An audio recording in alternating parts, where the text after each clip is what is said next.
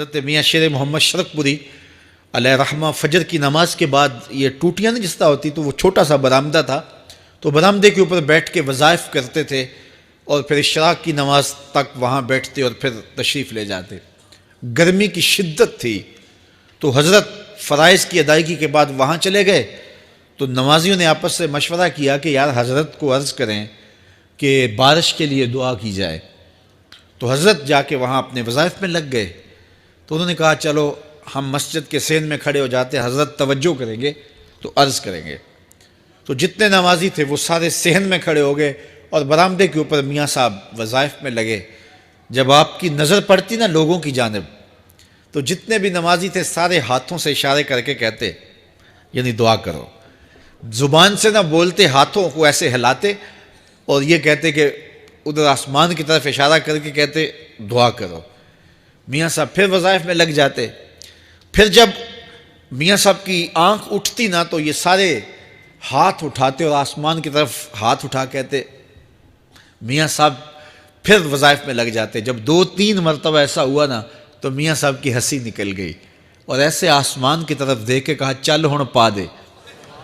کہتے ہیں بس یہ بات کہنے کی دیر تھی کہ چھم چھم می برسنے لگا۔ تو جب کوئی حضور کا ہو جاتا ہے تو رب اس کو اپنا محبوب بنا لیتا ہے۔ تو حضور کی محبت خدا کی محبوبیت کا ذریعہ ہے، اس لیے ہمیں حضور کا پیار اپنی روحوں میں موجزن کرنا ہے، حضور کی محبت اپنی روحوں میں اتارنی ہے، اور محبت اپنے تمام تر تقاضوں کے ساتھ جب روح پذیر ہوگی تو پھر ہمارا انداز زندگی بھی سنور جائے گا، ہماری آخرت بھی سنور جائے گی۔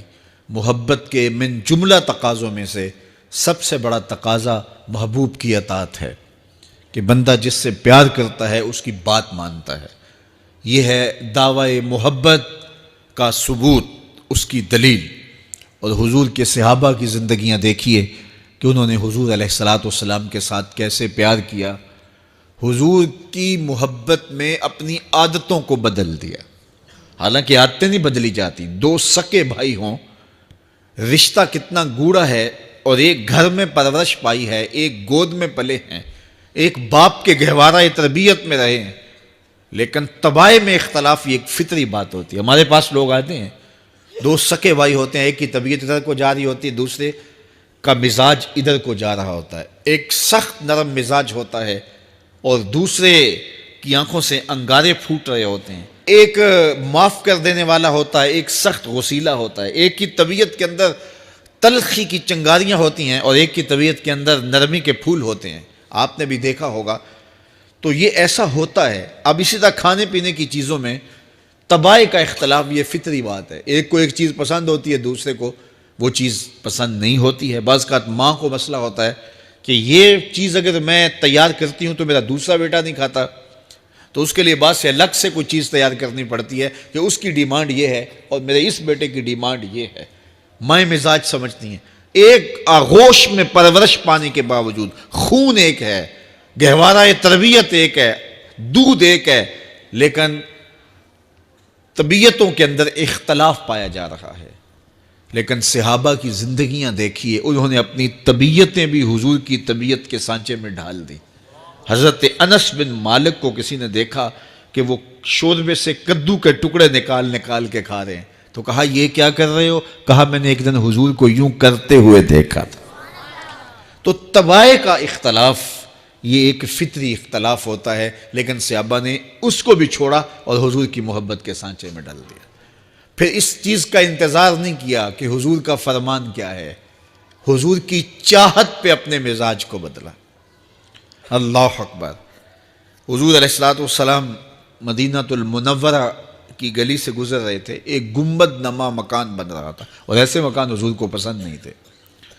تو آقا کریم علیہ السلام نے پوچھا یہ مکان کس کا ہے؟ کہا فلاں انصاری کا ہے۔ حضور گزر گئے، چہرے پہ تھوڑے سے ناگواری آثار حویدہ ہوئے۔ کسی نے اس صحابی کو بتا دیا کہ حضور گزرے تھے، تیرے مکان کو دیکھا، شاید پسند نہیں آیا۔ 2-4 دن کے بعد حضور دوبارہ گزرے، دیکھا کہ وہاں ملبے کا ڈھیر پڑا ہوا تھا۔ فرمایا اس صحابی کو بلاؤ. بلایا گیا. کہا میں پرسوں ترسوں گزرا تھا, تیرا مکان دیکھا تھا, یہ کیا ہوا؟ عرض کی میں نے گرا دیا ہے. فرمایا کیوں؟ عرض کی سنا تھا آپ کو پسند نہیں, سنا تھا آپ کو پسند نہیں. میں اور آپ دیکھیں ہمارا کیا کیا حضور کو پسند ہے, سر سے لے کر پاؤں تک, نجی زندگی سے لے کے سیاسی زندگی تک, اپنے امور ذات سے لے کر کے اپنی معاشرتی زندگی تک, ہمارا کیا کیا حضور کو پسند نہیں, اور ہر وہ چیز بدل دیں جو حضور کو پسند نہیں. محمد دی زیارت محمد دے رنگ وچ, اے ٹھگ بازیاں جانے پیارا محمد صلی اللہ علیہ وسلم. میرے شیخ کامل کا ایک شعر ہے, اور وہ شعر اتنا وزنی ہے کہ اگر میرے پاس جواہر لال موتی ہوں اور میں ایک پلڑے میں ڈال دوں اور ایک پلڑے میں یہ شعر رکھ دوں تو یہ شعر پھر بھی بھاری ہوگا. یاری لا تو پاک نبی سنگ, اے پر پوری یاری, پھر درود قبول ہے تیرا لکھ نہ لوں ایک واری. 1.25 لاکھ مرتبہ درود پڑھنا ایک طرف, اور ایک دفعہ حضور کی ذات پہ درود پڑھنا, ان کی محبت کے سانچے میں یوں ڈھل کر کے جو وہ کہتے ہیں وہ میری زندگی کا عمل ہے, یہ اس سے وزنی ہے, یہ اس سے بھاری ہے. تو حضور کی محبت. حضور کے ایک صحابی تھے, وہ حضور کو ملنے آئے, اور آئے تھے بحرین سے. اچھا, انہوں نے حضور کو سلام کیا تو حضور نے رخ پھیر لیا, ناراضگی کا اظہار کیا. تو وہ سمجھے کہ شاید حضور نے ایسے ہی رخ پھیرا ہے, تو جدھر حضور نے رخ پھیرا وہ ادھر جا کے سلام کرتے ہیں. تو حضور نے پھر رخ پھیر لیا. سمجھ گئے کہ حضور ناراض ہیں. اب انہیں سمجھ یہ نہیں آ رہی تھی کہ ناراضگی کا سبب کیا ہے. وہ اصحاب رسول سے پوچھنے لگے کہ حضور مجھ سے ناراض لگتے ہیں, آپ میں سے کوئی بتا سکتا ہے کہ حضور کیوں ناراض ہیں؟ اللہ اکبر. آج تو کوئی بڑا باپ ہو, مرشد ہو, استاد ہو, ناراض ہو جائے اور شاگرد کو ناراضگی کی وجہ معلوم نہ ہو تو وہ الٹا ناراض آگے سے ہو جاتا ہے کہ میں نے جرم کیوں کیا ہے کہ استاد کا مزاج بگڑ گیا ہے. اللہ اکبر. لیکن ذرا دیکھیے, رنگ دیکھیے محبت کے. وہ صحابہ سے پوچھتا پھرتا ہے کہ حضور مجھ سے ناراض ہیں, مجھے بتائیے کہ کیا سبب ہوا.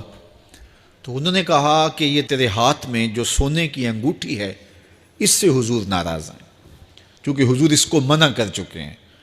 امت کے لیے سونا چاندی حضور نے امت کے مردوں کے لیے منع فرما دیا. صرف 4.5 ماشے سے کچھ کم کی انگوٹھی چاندی کی, اور وہ بھی عدد میں ایک ہو, شریعت نے جائز رکھی ہے. اگر 2 ماشے کی 2 ہوں گی تو پھر بھی جائز نہیں. عورت کو جائز ہیں 10 انگوٹھیاں پہنے, سونے کی پہنے, چاندی کی پہنے, یہ اس کا زیور ہے. مرد کو زیور کی ضرورت نہیں ہے, زینت کی ضرورت نہیں ہے. لہٰذا مرد کے لیے ایک انگوٹھی رکھی گئی ہے, وہ بھی اس لیے کہ اگر وہ کہیں مشکل میں ہو تو اس کو بیچ کر کے 2 وقت کا کھانا لے سکے. باقی اس کے لیے انگوٹھی 4.5 ماشے سے کم کا چاندی یا سونا 1 ماشا ہی کیوں نہ ہو اس کے لیے جائز نہیں ہے. تو اس نے سونے کی انگوٹھی پہن رکھی تھی, لیکن اسے حرمت کا پتہ نہیں تھا. تو اس نے کہا کہ حضور مجھ سے کیوں ناراض ہیں؟ تو صحابہ نے کہا شاید یہ اس انگوٹھی کی وجہ سے ناراض ہیں. تو اس نے یہ نہیں کہا کہ مجھے تو پتہ ہی نہیں تھا, میرا کیا قصور. خیر, اس نے انگوٹھی اتار کے حضور کو پیش کرتے کہا حضور آپ اس وجہ سے ناراض ہیں؟ حضور نے انگوٹھی پکڑی اور ایسے پھینک دی. ناراضگی کی وجہ ختم ہو گئی. وہ بیٹھ گیا, بات شروع ہو گئی. اللہ اکبر. جب سلسلہ کلام ہوتا رہا, جب مجلس برخاست ہوئی, لوگ اٹھ کے گھروں میں جانے لگے, وہ بھی اٹھا اور الٹے پاؤں سے پیچھے چلا. تو کسی نے اس کو کہا وہ انگوٹھی تو اٹھا لو, سونے کی انگوٹھی ہے, قیمتی ہے, چلو تمہارے لیے پہننا جائز نہیں, تمہاری بیوی کے لیے تو جائز ہے.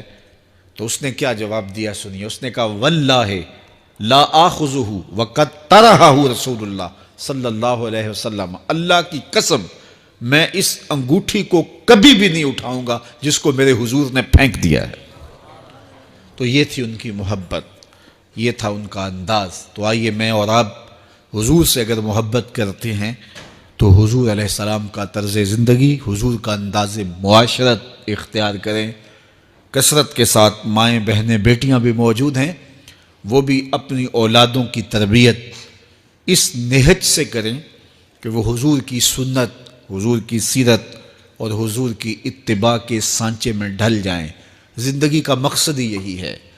آئے، بڑے ہوئے، جوان ہوئے، بوڑھے ہوئے، چلے گئے، ہم سے پہلے بھی چلے گئے، ہم بھی چلے جائیں گے، بعد میں آنے والے بھی چلے جائیں گے، لیکن حقیقی کامیابی اس کو نصیب ہوئی جس نے اس دنیا پہ آ کے دنیا کی زندگی کے مقصد کو سمجھا۔ ہم آئے کیوں تھے، زندگی کس لیے ہمیں دی گئی تھی۔ اکبر الہ آبادی نے کیا ستھری تنقید کی تھی، کیا بتائیں احباب کیا کارنمایاں کر گئے، بی اے کیا، نوکر ہوئے، پینشن ملی اور مر گئے۔ یہ کوئی کام نہیں ہے، ہماری زندگی کا کوئی مقصد ہے جس لیے ہم انسان ہیں، اشرف المخلوقات ہیں۔ دیکھیے گدھا سارا دن بوجھ اٹھاتا ہے، اللہ اکبر۔ میرے صاحب نے ایک گدھے سے بھی ایک موازنہ کیا ہے کہ سارا دن جو ہے وہ بوجھ اٹھائے اور کام کرے، اور پھر مالک اس کو غذا بھی نہ دے، وہ جا کے روڑیوں سے اور باہر سے جا کے چر کے پھر آ کے کام مالک کا کرے، مالک اس کو دے بھی نہ، اور وہ باہر سے کھا کے آئے اور کام مالک کا کرے۔